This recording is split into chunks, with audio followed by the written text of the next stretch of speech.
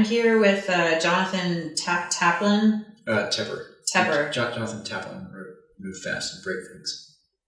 Is that what's going to happen in this interview? We're here between two plastic plants, and tell us about this book. Why is it important? Why should anyone read it? Well, thank you for having me on. I think this book is tremendously important. I think that if you're trying to understand the changes in the U.S. economy, in terms of what's happened with monopolies and the death of competition over the last 20 years, we talk about how industry after industry has become more concentrated. Yeah, okay. Yeah, I get the point. So I noticed on your book here, you have a non-endorsement on the cover. Did you not have any friends to consult to actually get a real endorsement? It's got good endorsements. It's got 2 Nobel Prize winners. Yeah, no one really cares about that.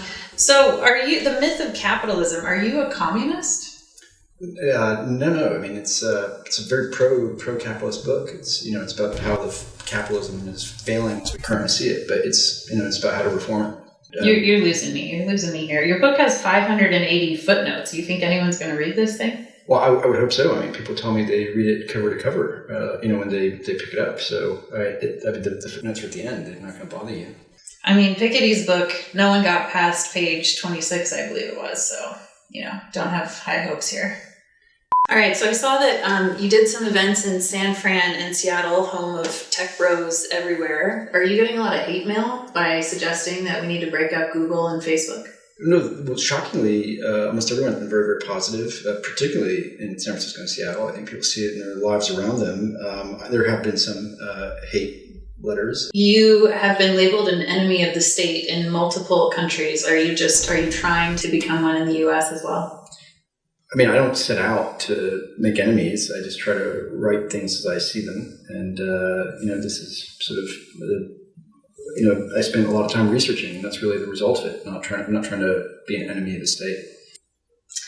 So, do you think this book is going to make any kind of a difference at all? It's like an avalanche. You have each separate snowflake matters, but ultimately what you're hoping for is some momentum. I think this is just my contribution to it, and we'll see what happens. But no, I'm realistic about it. I found this book pretty depressing, to be honest. You talk about parasites, chemotherapy.